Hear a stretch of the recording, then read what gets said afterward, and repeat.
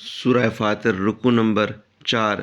न ॾिठो अथई छा त अल्लाह आसमान खां पाणी वसायो, पोइ उन सां मेवा पैदा कयासूं जिन जा रंग क़िस्मे क़िस्मे आहिनि ऐं जबलनि मां टुकर आहिनि के अछा ऐं के ॻाढ़ा। उन्हनि जा तरह तरह रंग आहिनि ऐं के निहायत कारा बि आहिनि। ऐं अहिड़ी तरह माण्हुनि ऐं चरंदड़नि ढोरनि मां बि उन्हनि जा रंग तरह तरह जा आहिनि। बणायासीं अल्लाह खां संदसि बाननि मां रुगो सम्झ वारा ॾुजंदा आहिनि। बेशक अल्लाह ग़ालिब बख़्शणहार आहे। बेशक जेकी माण्हू अल्लाह जो किताब पढ़ंदा आहिनि ऐं निमाज़ पूरीअ तरह पढ़ंदा आहिनि ऐं जेकी कंहिं ॾिनोसूं तंहिं मां ॻुझो ऐं पधिरो ख़र्चींदा आहिनि, से अहिड़ीअ सौदागरीअ जी उमीद रखंदा आहिनि जा कॾहिं न बर्बाद थींदी। हिन लाइ त ख़ुदा खेनि संदनि अज्र पूरो ॾिए ऐं पंहिंजे फज़ल सां खेनि वधीक बि ॾिए, छो त उहो बख़्शणहार क़दुरु ॼाणंदड़ आहे। ऐं जेकी तो ॾांहुं किताब मां वही कयोसूं सो सच आहे। जेकी खांइसि अॻु आहे तिन खे बि सचो कंदड़ आहे। बेशक अल्लाह पंहिंजनि बाननि जी ख़बर रखंदड़ ॾिसंदड़ आहे।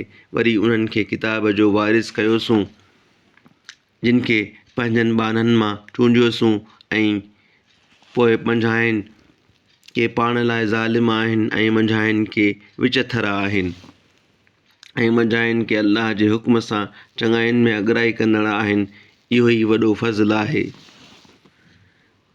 उन्हनि लाइ हमेशा वारा बाग़ आहिनि जिन में उहे घिड़ंदा मंझंदि सोन जा कंगण ऐं मोती पहिराइबनि ऐं उन्हनि में संदनि लिबास पटु हूंदो ऐं चवंदा त सभु साराह उन ई अल्लाह खे जुगाए जंहिं असांखे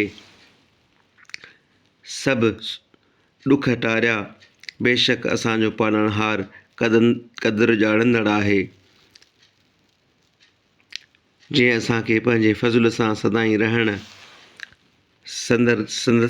रहण वारे हंधि लाथो। न की असांखे मंझंदि को ॾुखु पहुचंदो ऐं न की असांखे मंझंदि को थकु पहुचंदो। ऐं जिन कुफ़्र कयो तिन लाइ दोज़ख जी बाहि आहे। न की मथनि हुकुम कबो त मरनि ऐं न की खाइनि उन जे अज़ाब मां के हल्को कबो। सभु कंहिं बेशुक्र खे अहिड़ी तरह सज़ा ॾींदा आहियूं ऐं उहे दोज़खी मंझंदि दाहूं कंदा त ए असांजा पालणहार असांखे कढ त जेकी कम कंदा हुआसूं तिन धारा ॿिया चङा कम करियूं शयूं वींदुनि त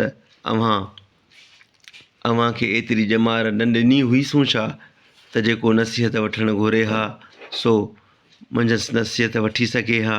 अव्हां वटि ॾेजारींदड़ बि आयो, तंहिं करे पंहिंजे कमाईअ जो मज़ो चखो त ज़ालिमनि जो को मददगार न आहे।